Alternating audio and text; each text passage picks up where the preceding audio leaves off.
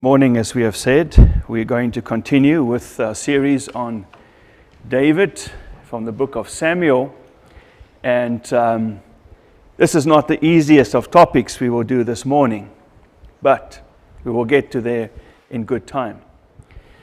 One of the things that happened during the pandemic that we've had for the last year and more has been that people have gone through cycles of being in lockdown, having to stay home, not being able to go to work or to go even to the mall or to go shopping or see friends or anything like that, but just having to stay at home. And during that time, many people would turn to Netflix or some kind of entertainment. You know, one of the things that this generation has that we never had was binge watching. You can just watch a whole season straight one after the other. We've never had that. We would have to wait a week. We would see one episode. It would be a cliffhanger. You'd want to know what's going to happen next, but you have to wait a week until the next episode comes a week later, just to leave you hanging again and waiting another week.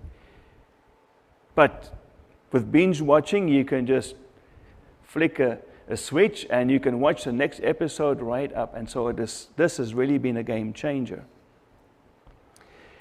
Many people, I think, have watched much more television or movies this past year than ever before. One of the greatest movies of all time is called The Matrix. And in The Matrix, we have Morpheus, who sits down with Neo. And he's going to explain to him what the Matrix is all about. Neo, of course, doesn't know. He has just been pulled in, set on the seat, and now he's being told what the real truth is. And Morpheus says this. He says, you're here because you know something. What you know you can't explain, but you feel it. You felt it your entire life, that there's something wrong with the world. You don't know what it is, but it's there, like a splinter in your mind, driving you mad. You know it, you feel it, there's something wrong in this world, but you don't know exactly what it is. That feeling of unease is like the splinter in your mind that is driving you mad because you're trying to figure it out. Because if you can figure out what's wrong with this world, then maybe you can make a plan to fix it. That's the subtext, right? Once we know what's wrong, we can find an answer to the problem. Throughout the ages, people have tried to figure out what is wrong in this world because the one thing that's common to people of all ages and all throughout history has been this feeling, this knowledge that something is wrong in this world. But how to identify the problem, and once you've identified it, then to propose a solution, that's where it becomes very tricky. Some people have said what's wrong in this world is there's a lack of knowledge. People just don't know any better. They need to be educated. They need to be taught. And normally, this kind of thinking has come from people who feel that they know. That the people that they want to teach should be taught so that those people can know what they know. That they can get onto the same page. Then everything will be better in this world. Once people are educated enough. Other people have felt it's not just educating. Inherently, some people are bad and other people are good. And what you need to do is take away the bad people from this world and it will solve the problem for you. Someone like Hitler came along and he said, well, the people who should be ruling should all have blonde hair and blue eyes. Some scientists today are saying, look, what you need to do is to find out the genes that the person has, because some people will be predisposed towards anger or maybe towards crime, and other people not. And you need to find that out, because then you can weed out the good from the bad. All of these solutions, all of these ideas have been tried throughout history, and none of them have worked. Still today, we know that there's something wrong in this world. But the question is, what is it? For us as Christians, we know what the problem is in this world. 3 letters. S-I-N. Sin is the problem with this world. And unless sin is addressed, this world will always have problems.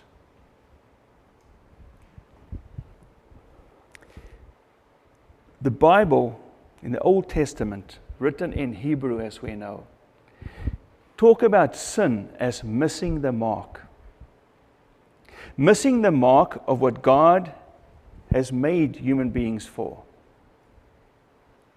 Human beings are supposed to be vice regents on this earth, to rule on God's behalf, to rule justly, compassionately, and with the good of everyone else in mind. To bring shalom in this world. That is the role, the purpose that human beings have, but they've missed that mark. In the New Testament, Jesus talks about the great commandment, and he says the first thing is to love God above all others, and then to love your neighbor as you love yourself. That's the purpose right there. That's the goal for human beings. But we've missed the mark. That is the problem, the main problem that we have in this world. I'm going to give you just a very quick illustration, because this idea of living in relationship with God, loving God first and then loving others as we love ourselves, because God told us that's the best way to live, that whole idea is sometimes just moved to the side by people. They say, well, that will never work. That's just not feasible. But what are we actually doing when we live outside of a relationship with God, who made us to live in relationship with Him? You see, the design of a family, for instance, is to take care of children. Can you imagine if a 3-year-old would live outside of that design? Would just say, bye-bye, I'm out of here. Just take off and go and live by himself or herself on the streets. What if a 5-year-old had to fend for himself? What if a 5-year-old had to find his own food, find his own clothes, figure out for himself what is right and wrong, what is good and bad in this world? How would that work out, you think? But that's exactly how people think that human beings can function outside of a relationship with God.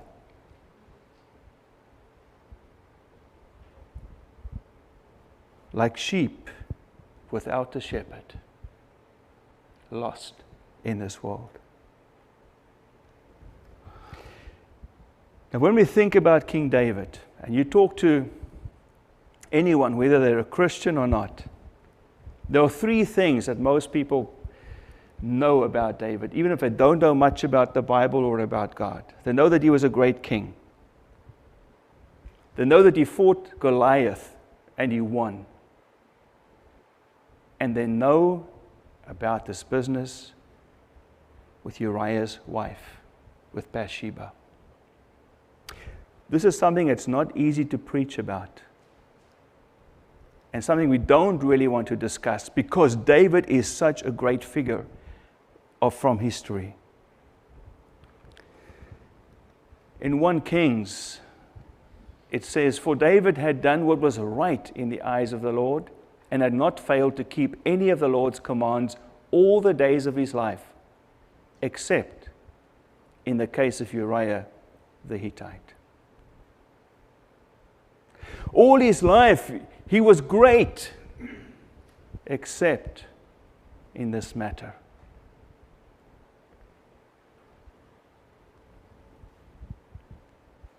This is the question we have when we see that. Why? Why, David? Why throw away everything that was so great? Why does it come to this? Some of us wish that the Bible didn't even include this. But the Scriptures give us the full truth, warts and all. Everything is there for us to see, the good and the bad, because we can learn from both. We learn from the good as an example of something we want to do, we should do, and we learn from the bad as something we don't want to do and we should avoid.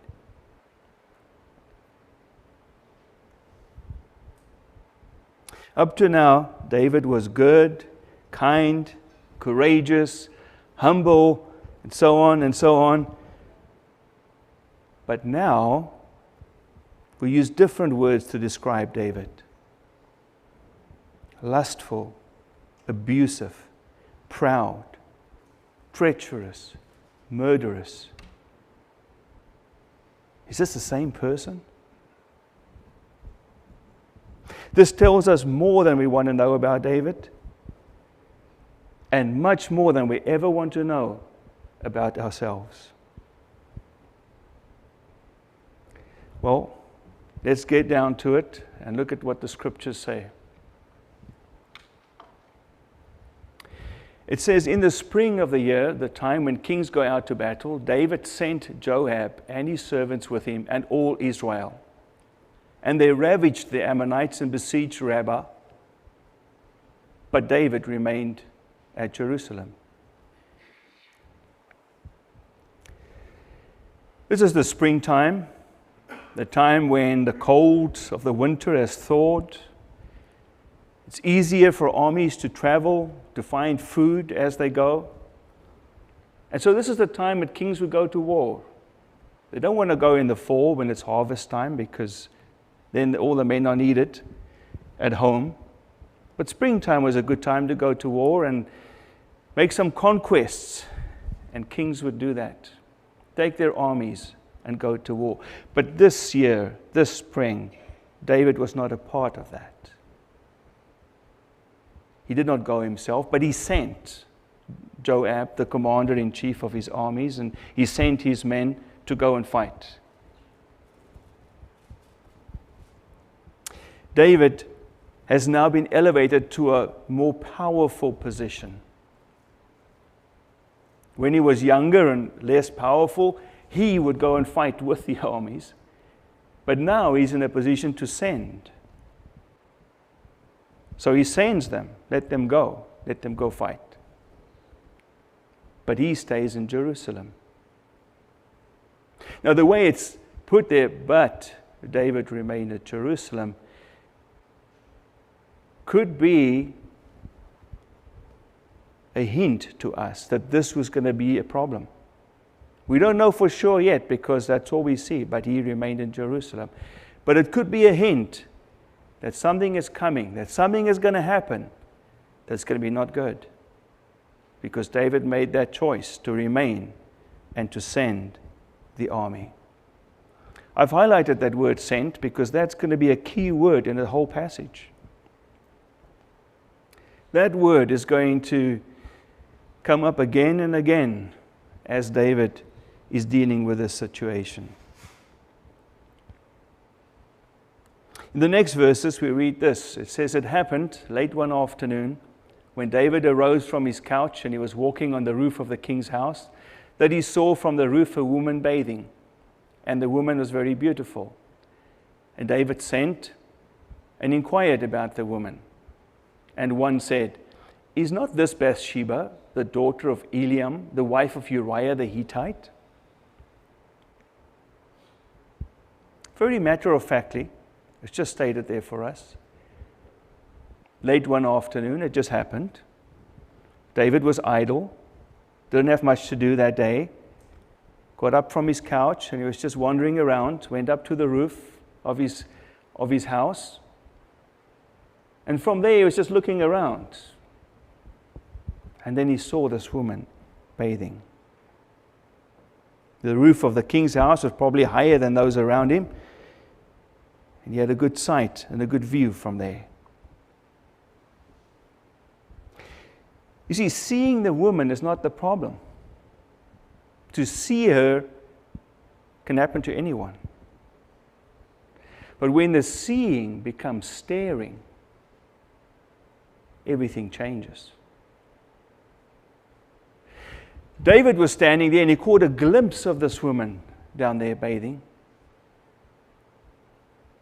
But it's not the glimpse that's the issue. It's the gaze. As he stands gazing at her, thinking and wondering, who is this woman?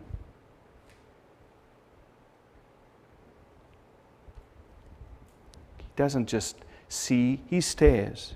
He doesn't just glimpse, he gazes.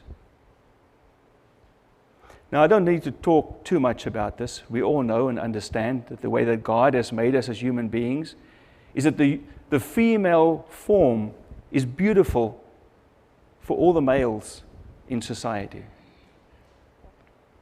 That's the way God has wired us. And people have taken advantage of that for years and years and years. Have you ever wondered why when they sell a motor car, there's a beautiful lady standing next to it?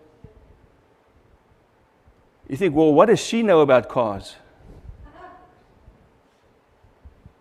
But for some reason, that helps them to sell more motor cars. Look at the pornography industry. Billions and billions of dollars are being made because men don't just glimpse, they gaze. They don't just see, but they stare. This is something that's been exploited for years and years and years. I don't have to say too much about that, but this is what happens to David. And as he does that, he sends someone to go and inquire, go and find out about that. And when this person comes back, he says, this woman is Bathsheba, the daughter of Eliam, the wife of Uriah the Hittite. Uriah the Hittite is one of the famous warriors in David's army. He is known by name. And David knows right there and then that this woman, even though she's beautiful, and even though she has awakened in him some kind of lust or some kind of response towards her, she's off limits. Because she's the wife of Uriah the Hittite. Our title for today is David and the wife of Uriah the Hittite. Because this is how Matthew describes her. When Matthew gives us the genealogy of Jesus Christ, and he comes to Solomon, he says, Solomon, the son of the wife of Uriah. He doesn't name her Bathsheba.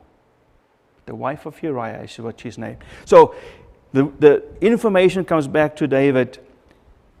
She is the wife of Uriah the Hittite.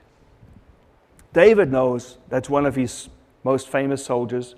He knows that this man is in the battlefield with Joab, with everyone that he has sent earlier. And he knows that she's off limits. What does he do with that knowledge? Does that stop him in his tracks? What should we do when we know and understand that God has designated someone to be off limits for us? Do we turn around? Do we get out of there? Do we run like Joseph ran? Or do we stand and stare? Sometimes in our digital age that we live in, we can see stuff coming onto our phones or screens or TVs that we don't want to see. That's the moment when we have a choice, when we know that's off limits for us. And we have the choice to stand and stare, or to turn it off, or to turn away, or to get out of there. That's the best time to make that decision, because the longer you stand and stare, the harder it becomes.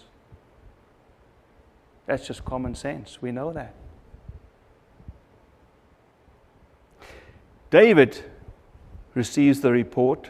She is the wife of Uriah the Hittite. He knows she's off limits. What does he do? So David sent messengers and took her. And she came to him, and he lay with her. Now she had been purifying herself from her uncleanness. Then she returned to her house. David sent again.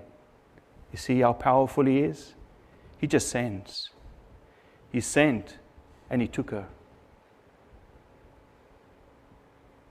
Samuel warned that a king would take from the people. When the people wanted a king, Samuel said, be careful what you ask for, but because a king will take from you. He will take from your property for taxes. He will take your sons and daughters as servants. He will take. That's what a king does. People signed up for that, but I don't think they signed up that he would take their wives. I don't think they agreed to that. But who's to stop the king? Once you've given the king all this power, who's to stop the king from taking what he wants? David sends. He takes her. We are told that she's been purifying herself from a menstrual cycle, her uncleanness. This, I think, is to make clear to us, to the reader, that she was not pregnant at this time. You know, one of the interesting things about being pregnant is it's binary. It's yes or no. You can't be somewhat pregnant, or maybe pregnant, or who knows. It's yes or no. You're either pregnant or you're not. It's white or black. And we are told very clearly here that she was not pregnant at this time. After she lay with David, she returned to her house. And at this point, nothing could have, should have happened afterwards. It was quiet. It was kept within a few people, maybe who knew about that. And no one else would be hurt by what happened on that afternoon or that evening.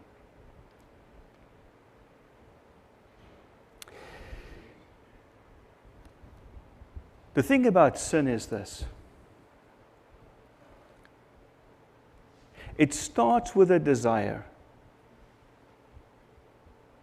And after we desire something, we justify it in our minds. In Genesis, when we read about Adam and Eve in the garden, the famous chapter 3 of Genesis, in the NIV it's called the fall of man. This is where all the trouble starts, the beginning of sin. The woman said to this, Eve said to the serpent, we're not allowed to eat from this tree in the middle of the garden. But the serpent said, no, you won't die if you eat from that tree. He says, for God knows that when you eat of it, your eyes will be opened and you will be like God, knowing good and evil. And then it says, when the woman saw that the fruit of the tree was good for food and pleasing to the eye, and also desirable for gaining wisdom, she took some and ate it. You see, the desire was there before. The desire was there to eat of that fruit, but she knew, no, I shouldn't eat from that fruit. But that desire was there, and once Satan came in the form of the serpent and said, it's okay to eat that fruit. Nothing bad is going to happen. No one's going to know. Everything will be all right. You see, when he was saying that, the desire inside of her then became a thought process that justified her action. Then all of a sudden she says, you know what? That fruit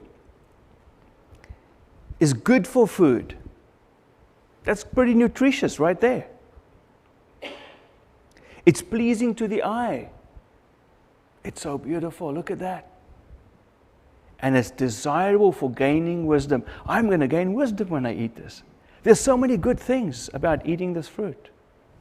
You see, all that justification comes after the desire. The desire is irrational. The desire is not something you think through and you think, well, this is the best thing to do. No, you know it's the wrong thing to do. But the desire is there, and then the justification comes as to why this should be okay. James, when James tells us in his letter, when he tells us that about temptation, he says, when tempted, no one should say, God is tempting me, for God cannot be tempted by evil, nor does he tempt anyone. But each one is tempted when by his own evil desire he is dragged away and enticed. Then, after desire has conceived, it gives birth to sin. And sin, when it is full grown, gives birth to death. That's the cycle. It's the desire which is then justified in the mind, which then goes over to sin, and then sin is going to grow and is going to bring death. That's what happens to David. I don't know the exact thought process in his mind, but at some point maybe he was thinking, what I'm going to do now, I know it's kind of wrong, but many other kings are doing this. Maybe it's not that bad. No one's going to know, no one's going to get hurt. David was king and he was in control. But you know what? We are never fully in control. And things get out of control when she conceives. And she sent and told David, I am pregnant. It just says, and the woman. Her name is not there. She's not personalized. She's this object of David's desire. It was the woman that he slept with. And now he has a problem because the woman that he slept with now has become a person who is pregnant. And she is going to send to him. She's humble and she's anonymous. But when she sends, it is powerful. What would David do now? This would be so embarrassing. If the army comes back from the war and they find out that Uriah the Hittite's wife has a son or a daughter, he's going to want to know who the father is because he knows for sure it wasn't him. He will not rest until he finds out who the father is of that child. And if it comes out that it was David, the king, who abused his power and took advantage of this woman while her husband was away, it will be so, so embarrassing for David. So what is he going to do? He has to make a plan. What plan does he make? Well, David's thinking about this, and then he sends. He sent word to Joab, the general. He said, send me Uriah the Hittite. And Joab then sent Uriah to David. You see, Uriah is kind of this humble person, this everyday, ordinary man who's being sent around between these powerful people. But when Uriah came to him, David asked how Joab was doing and how the people were doing and how the war was going. And then David said to Uriah, go down to your house and wash your feet. Now, David is playing a role here. He's acting as if he's interested in the war, but he's not. He doesn't even wait for the answer. The answer is not even recorded. He didn't even listen to what the answer is, what's going on in the war. He's not interested in that. There's only one reason why he wants Uriah here in Jerusalem, because he wants Uriah to go and sleep with his wife. Because he wants to cover up the pregnancy. That phrase there, wash your feet, that's a euphemism that people back in that day would know what he's saying. He's saying, go and sleep with your wife. That's what I want you to do. Go home, go sleep with your wife. Then Uriah went out of the king's house And there followed him a present from the king. Why does the king send him a present? Well, the king sends him the present because the king wants his servants to go and look and see where Uriah is going. But Uriah, see, he didn't go home, right? He slept at the door of the king's house with all the servants of the Lord and did not go down to his house. This is now becoming more and more problematic for David because his plan is not working out. He wants to do a cover-up. He wants Uriah to sleep with his wife because he knows if he does, the timing might be a little off when the child is born, but it won't be out of the realm of possibility.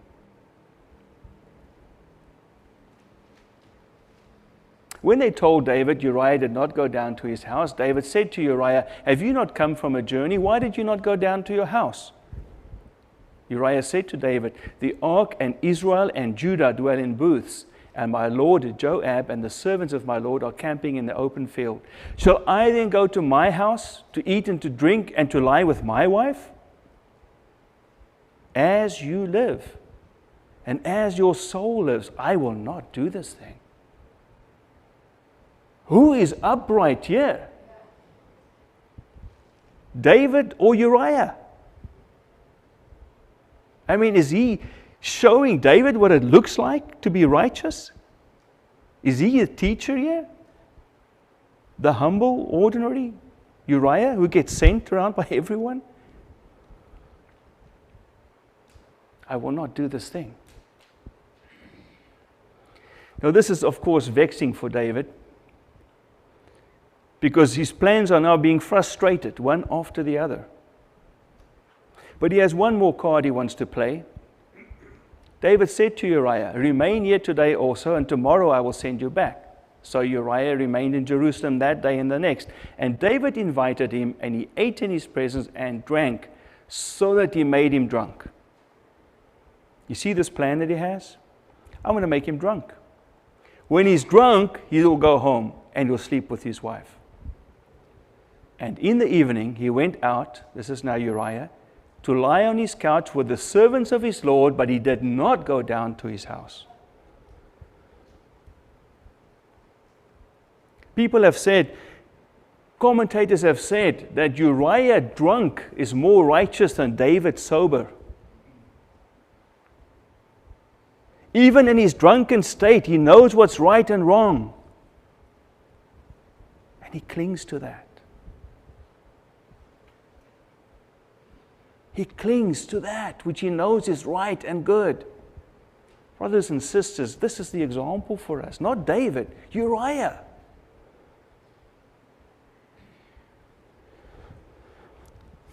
David doesn't know what to do now. In the morning, David wrote a letter to Joab and sent it by the hand of Uriah.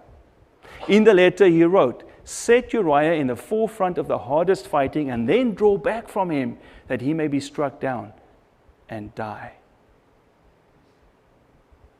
Giving instructions that Uriah be put in the front and killed on purpose. And sending those instructions by the hand of Uriah. We are not told if he could read or not, whether the thing was sealed. We don't know, but we assume that Uriah wasn't privy to what was written inside there. That he didn't actually know what was written. But he was carrying his own death warrant in his hand. He was traveling back to Joab with the instructions that he be killed. The innocent man, the righteous man, the pious man. How wrong is that? Did David sin a little? Did he sin a lot? So the messenger went and came, and this is now after he dies. The messenger comes to David with a report. He told David all that Joab sent him to tell. The messenger said to David, "The men gained an advantage over us, came out against us in the field, but we drove them back to the entrance of the gate. Then the archers shot at your servants from the wall. Some of the king's servants are dead, and your servant Uriah the Hittite is dead also." You see, it's not just Uriah who dies, but other men had to die as well to make this happen. It wasn't just the one death now, it's several people who have died. David said to the messenger, "Thus shall you say to Joab, do not let this matter displease you, for the sword devours now one and now the other. Strengthen your attack against the city and overthrow it and encourage him." Don't worry about it, Joab. This is how it goes in war. Some live, some die. Don't worry about it. How callous can you be? When the wife of Uriah heard that Uriah, her husband, was dead, she lamented over her husband. And when the mourning was over, David sent and brought her to his house. And she became his wife and bore him a son. You see, David is the powerful one who sends, who gets stuff done, gets people killed when he needs to. But there's this one sentence that ends our passage. But the thing that David did displeased the Lord. David, did you forget that you were placed in this place that you're in as king over Israel by the Lord?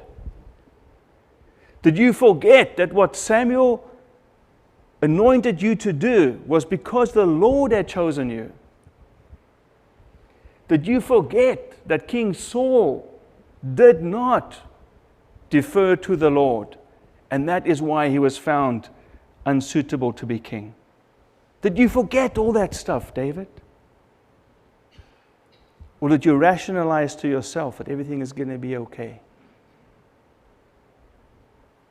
Everything may seem okay around you, David. Maybe you've killed people, you've done what you wanted to do.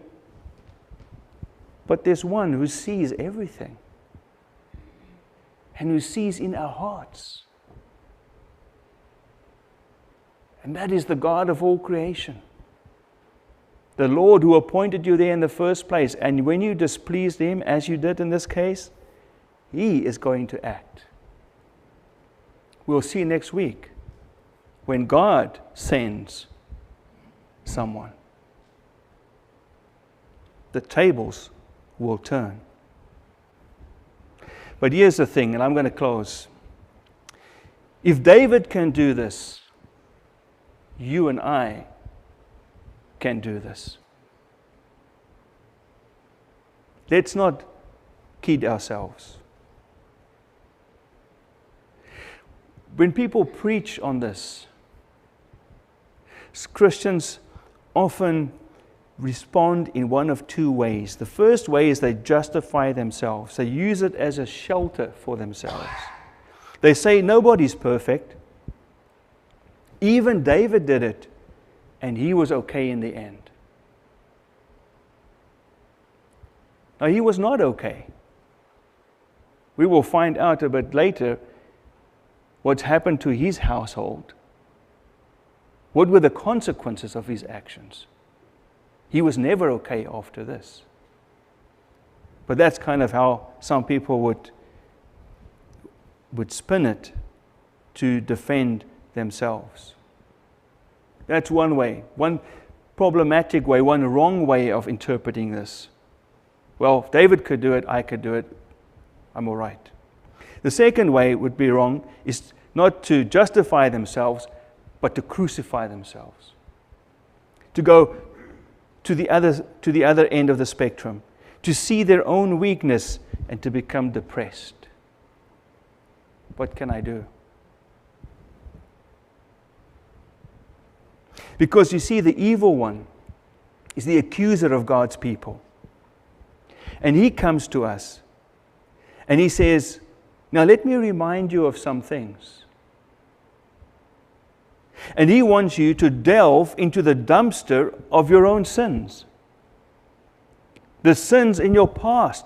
The sins that you have been forgiven for. The sins that God has said, I will remove as far as the east is from the west. Satan wants you to go back to those sins. and own them again. Take them up again. Take them out of that dumpster.